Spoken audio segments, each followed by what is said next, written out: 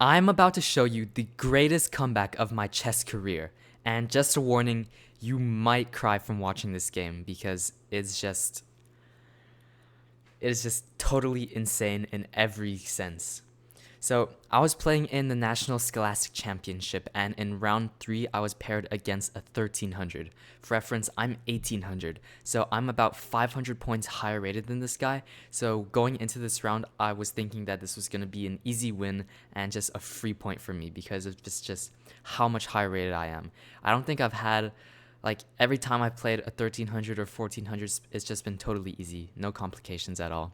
But this is very different. Let's just start right away. So he goes e4. I'm a French player, so I go e6, and he goes for this d3 line. Now, immediately seeing this, I'm not very well prepared in this line.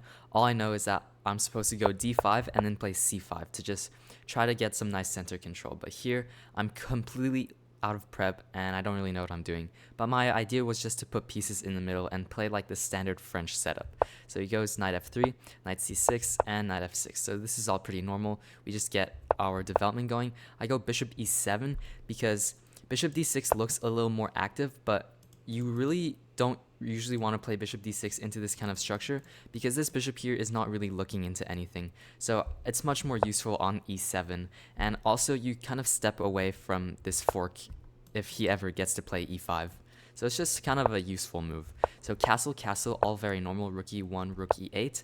Here, a better move would have been b5, just to immediately create play on the queen side.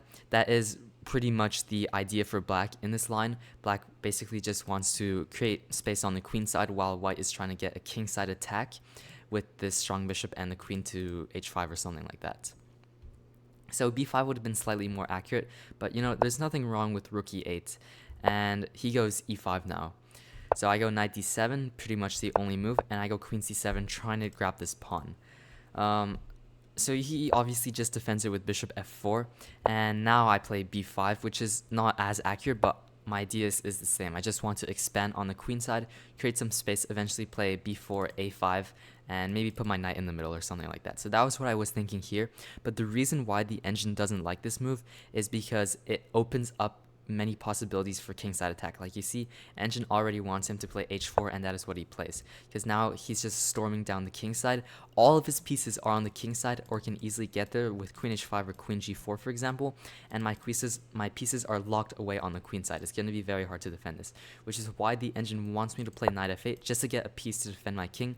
But I was not really scared of this attack because I was thinking that there's no way a 1300 can attack me and checkmate me. Like, it's just impossible. He's not that good, which is why I just, oops, oh my. This leeches thing is so annoying. Okay, so h4, yes, that's why I played d4. My idea is simply to play knight b6, knight d5, plant a knight in the middle, and eventually maybe go for something like knight c3 or something like this. Just create more play on the queen side and get a strong piece in the middle. So he goes knight h2, just trying to reroute the knight, pretty normal. And now knight b6 is pretty big mistake. Knight b6 is a pretty big mistake because it allows queen h5, and this attack is already very strong. Bishop e4 is a threat immediately, and if I ever want to play g6, then I don't really want to play this because then my dark squares around my king become extremely weakened and he still has a dark square bishop. But the reason why the engine wants me to play this is because I simply have bishop f8 and it guards all my dark squares. But this is just, I just was not really comfortable with this. But he doesn't find queen h5 and goes knight g4, which is not a bad move, but it's not as big of a threat as queen h5. So I continue with my plan of putting this knight on d5, and this is a very nice square for this knight. He retreats his bishop, which makes sense. And here the engine has a very good move, c4. The reason I was looking at this move, but the reason why I didn't play this was because here I just felt that my pawns here were a little bit overextended, and I just felt I didn't really have any real threat with these. But the engine is arguing that I'm creating play in the center, which diverts attention away from my king side, and I of course have threats of c3 and d3. So those are really strong, and there's no real way to capture these pawns. So the engine is obviously thinking 2 steps ahead of me. But I instead go for a5. I don't really sure what I was thinking with this move. I kind of just wanted to create more space for myself on the queen side, but this is just probably way too slow and allows too much play on my king side. So he goes knight h2, and here I thought for a while, honestly.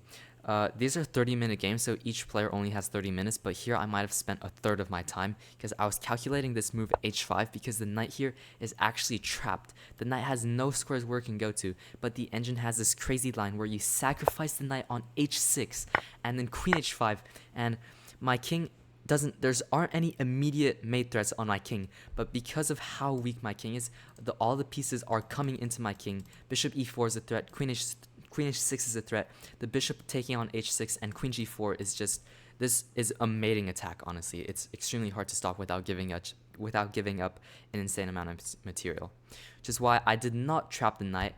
I'm pretty sure he didn't even see this h5 move, but it doesn't matter because if I play it, instant loss. It's an instant loss for me.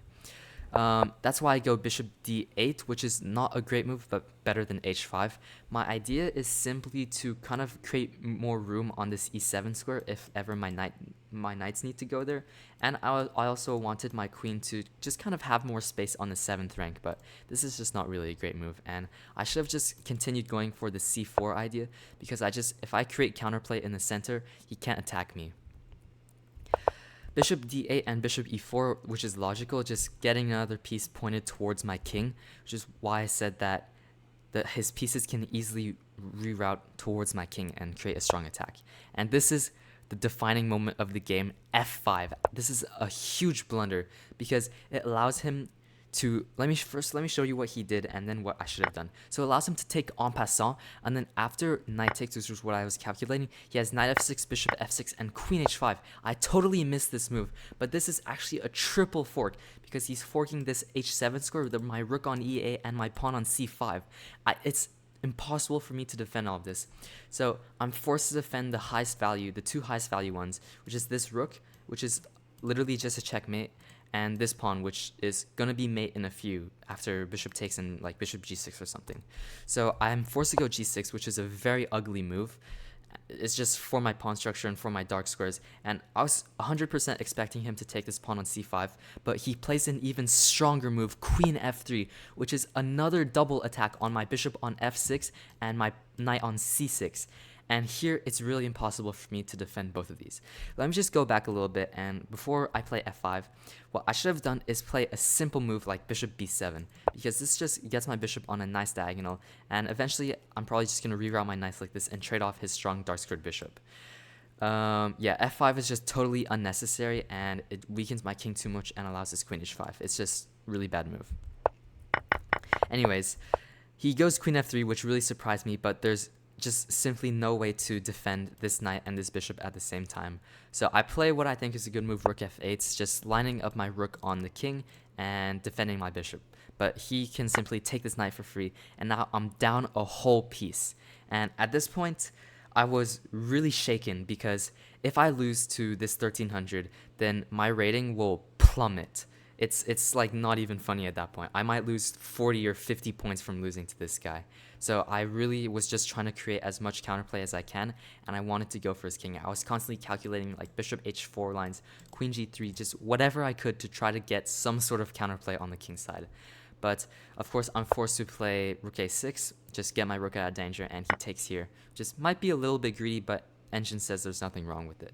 So I make an intermezzo, bishop b7, because I really don't want to go back because I feel like that's just a waste of a move. And if I go to b6, then there's simply bishop a5, and I'm losing another exchange.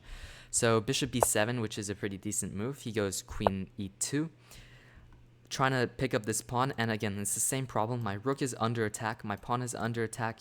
If I go bishop d6, he has bishop f4, which is another skewer. My position is just falling apart. His bishops are way too strong. So I'm forced to retreat my rook and give up this e6 pawn.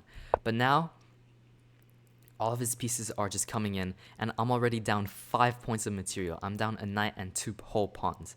This is just completely losing. It's +6. That's the equivalent of him being up 6 points of material because my position is just completely horrible. I have nothing to defend myself with. Knight g4 comes in. I, again, try to attack the queen, and he finds this very nice move. Queen f6, just a queen sack. But the reason why this works out is because he has an incredibly strong attack after rook e8. My king is forced out. He keeps giving me checks, another check, and another check. But here, this is actually a pretty big mistake. So first of all, it's worth noting here, it is literally plus 13.5. It may say I have a queen for, it may say I'm up 1 point of material, but the evaluation is that my opponent is up 15 points of material. He is almost up 2 queens worth of material just because of how strong his pieces are and how coordinated they are in my position. But rook e1 kind of loses that advantage because before, this rook was free for the taking. He could have just taken this whenever he wanted to, but now I can block with rook e6, and it's not so easy for him anymore. I'm starting to kind of kick back, but of course, still +7, completely losing. Like, it was losing 10 moves ago. I don't know how I'm hanging on, but this is just totally lost. Rook e8, he just keeps giving me checks 95. I'm forced to go up. The engine actually wants me to just sack this rook, but obviously in the moment I didn't want to do that because I need as many pieces on the board to create counterplay for myself. I'm praying for him to blunder. I'm praying for him to make a massive mistake because that's the only way I can win this. Otherwise, I'm just losing all my pieces.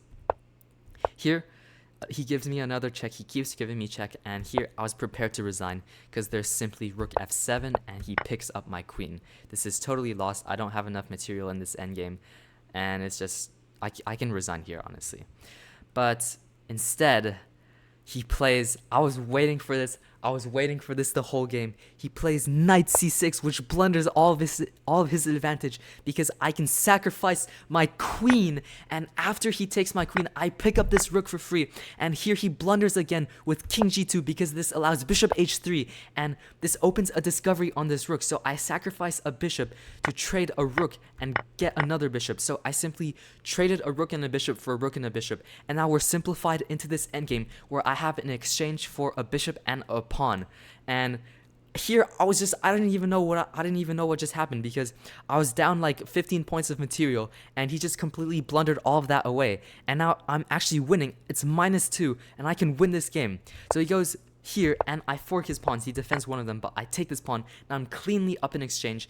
All of my pawns are in dark squares, and he has a light squared bishop, so he can't take any of my pawns. My king is next to my pawns, which are on light squares, so those are well protected, and my rook is infiltrated into his second rank. So I just totally turned this game around in one move. Simply this knight c6 move. He literally could have won my queen here, but instead he played knight c6 for some reason, and it allowed me to totally just win the game on the spot here with bishop h3 and trading, simplifying everything down, and now I'm up in exchange. I just almost had a heart attack there because I was about to lose to 1300, and now I'm up in exchange. So we just play out this endgame, but like I'm a good enough player to win this up in exchange. Like, I don't really need to worry about making any mistakes because it's just totally winning here. He tries to make some moves, and now here it's -14. It went from +15 to it's now minus. The engine says it's -36 now. So it went from him being up 15 points of material to me being up 96 points worth of material. Like the advantage is worth 96 points of material here. Okay, this gives some of it away, but it's still totally winning here. And here I stopped notating because I was way too low on time, but this is impossible to lose. I easily just won this, but this is just a totally crazy game. I don't even know how I was losing against this 1300. It's just this one move. So I blunder with this f5 move, and then down the road he blunders with knight c6. I just kept fighting. I didn't resign. I didn't trade any pieces unnecessarily. I kept all the pieces on the board, and he eventually blundered. So what can I say? I just have so much. I'm just putting so much psychological pressure on this guy. It's just he can't do anything. I'm just too powerful. Anyways, so this was a recap from my trip to Wisconsin where I played in the US Open. I'm going to be uploading more games and more recaps about my classical games because this was 30-minute game that's kind of like Rapid or Blitz, honestly. But yeah, consider liking and subscribing if you enjoyed, and make sure to stick around and watch any of the other games that I recap. Bye-bye.